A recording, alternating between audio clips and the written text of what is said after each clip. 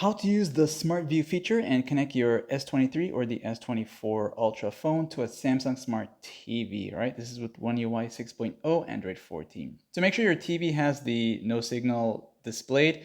And in the quick panel access, look for the Smart View found to the bottom here. A single tap will open it up and you'll see this here happen.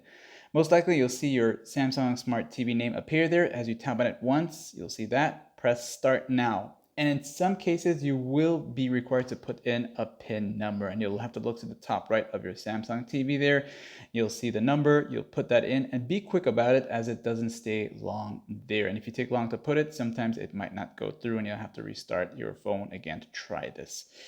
But once you put it in, you should get your screen mirrored on the Samsung Smart TV itself. You can use the auto rotate in the quick panel access that'll allow the landscape mode on your phone as well in viewing apps like this here, and that'll also appear on your TV like that as well.